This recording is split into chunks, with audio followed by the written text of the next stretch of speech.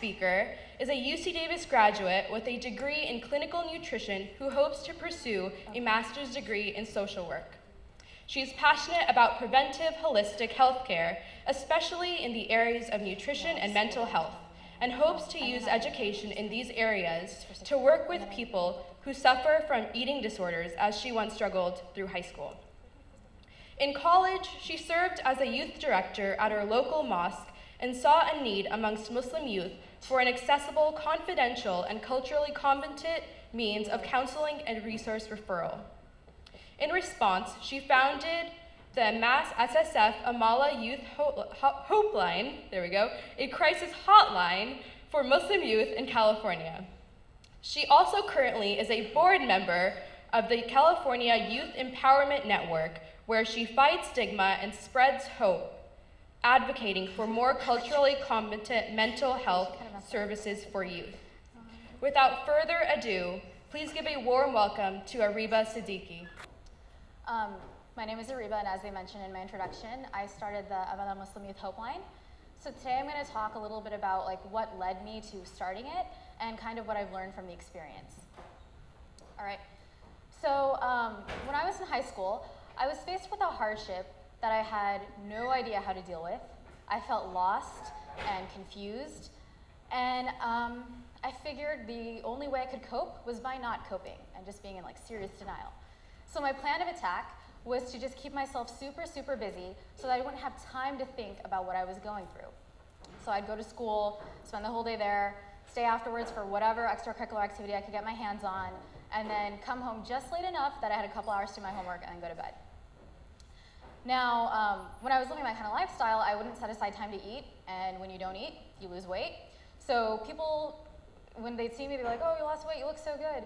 And at the time, my life was so chaotic that hearing those positive comments felt nice, so I just kept up my terrible eating habits. So I'd go the whole day without eating, and then I'd come home, and then I'd go to the gym to kind of deal with the stress of everything I was handling. I'd come home, I'd feel lightheaded, and I'd binge eat, and then I'd throw up. And I kind of just sort of continued this throughout high school and about a year in some of college. And this self-destructive lifestyle, it was affecting my health because I wasn't eating. It was affecting my relationships because I'd isolate myself when I was depressed. It was affecting my grades because I just couldn't focus and I didn't feel like trying. Overall, it was just a mess, right? So I started to slowly open up to some of my friends and colleagues and things like that. And my friends, when I told them what I was going through, they were like, "Oh, maybe you should think about trying out counseling or something like that." And I thought about it, but whenever I'd go to my mentors or my parents or people who are older and more experienced for advice, they would just give me a ton of excuses as to why counseling wasn't a good idea. The one that was most prevalent was just that people didn't believe in counseling. They thought it was ineffective. So I'd get things like, "Oh, well, when I was younger, I had issues and I never went to counseling and I turned out fine. So what's it going to do for you," right? The second one that I'd get a lot was where people would kind of take the spiritual lens and use that to magnify the mental health stigma. So I'd hear things like, "You just feel this way because you're just not well connected to God.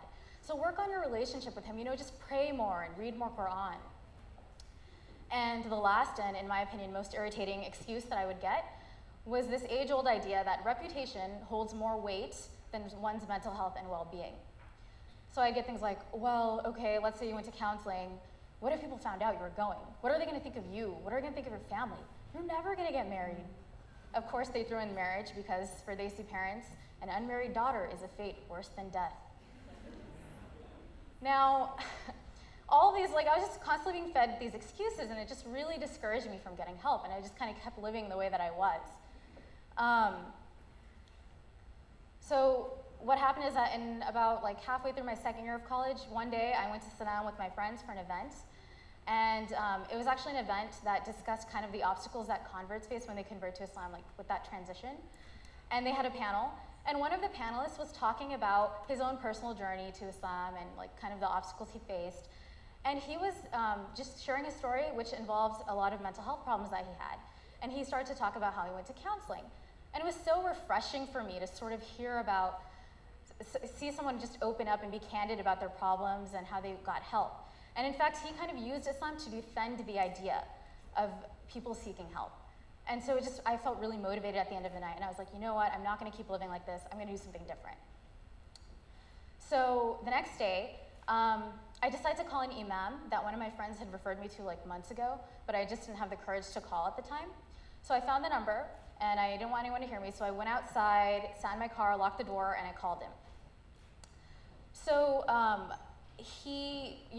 when I called him, I didn't tell him who I was. I just was like, I need help, and I told him my story, and I didn't hold back. I gave him all the details, and he listened to me, and he validated my feelings, and he gave me sincere advice. And I remember at one point, I was just like, you know what, I just feel like I've hit the lowest point of my life. And I remember he responded to that by saying, you know what, sometimes it may appear as though we have hit the lowest point in our lives, but in Allah's eyes, we are being raised in His ranks.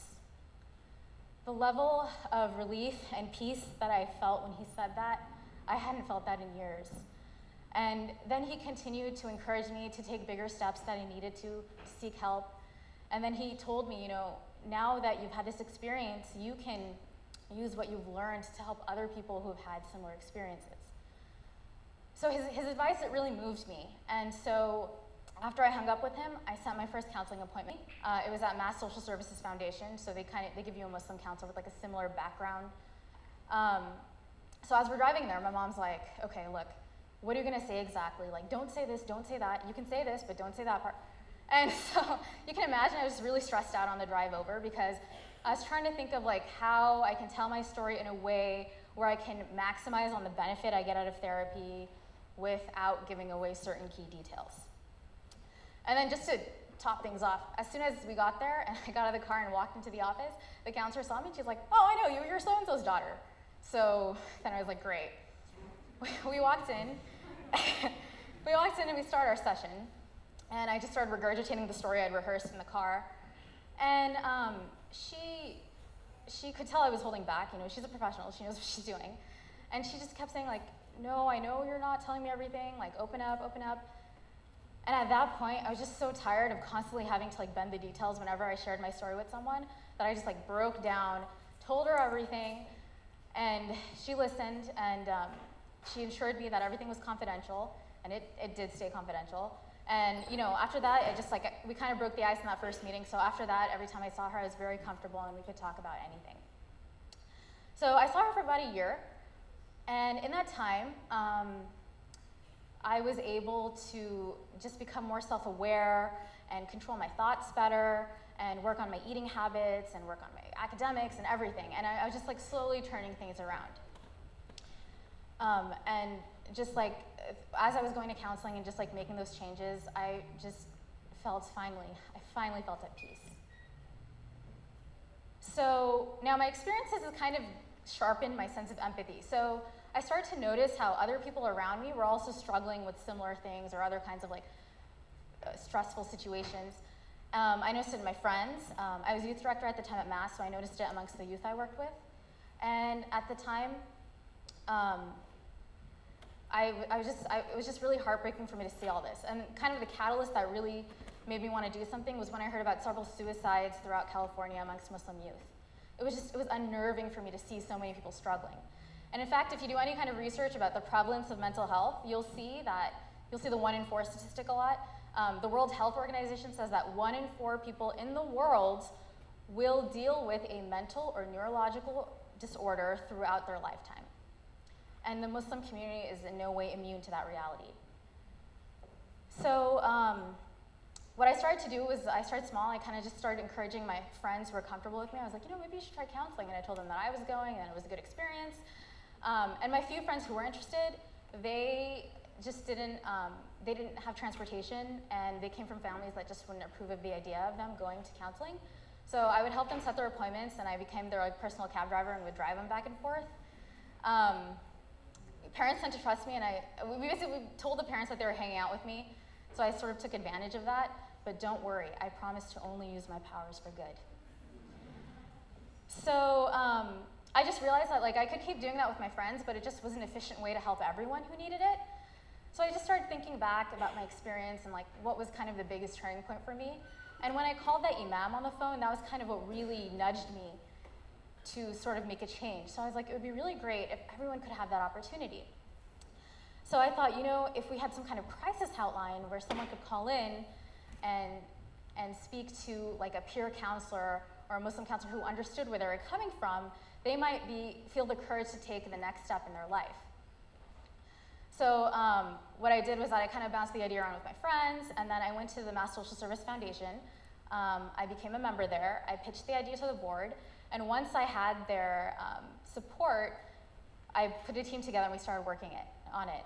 Now, we were a team of like 20, like a ragtag team of 20-something like optimists. And we had no clue how to start a hotline. We just did research. We talked to other surrounding hotlines. We created a list of things to do, prioritized, and just started. We just went for it. And alhamdulillah, like a year and some later, in January 2015, we were able to launch Amala Muslim Youth Hopeline.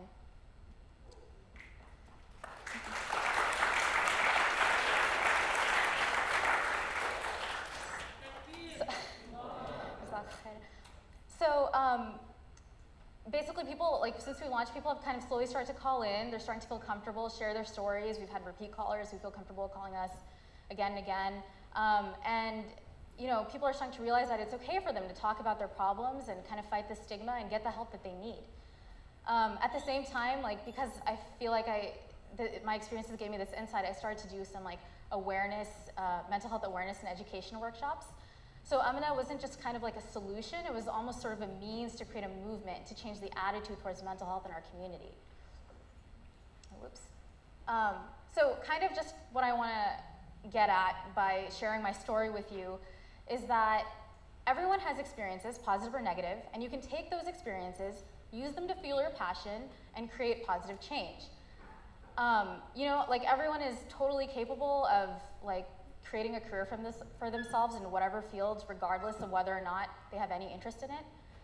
But if you are truly passionate about something, you have the ability not only to create a career, but to create an entire movement. Jazakallah khair. Thank you.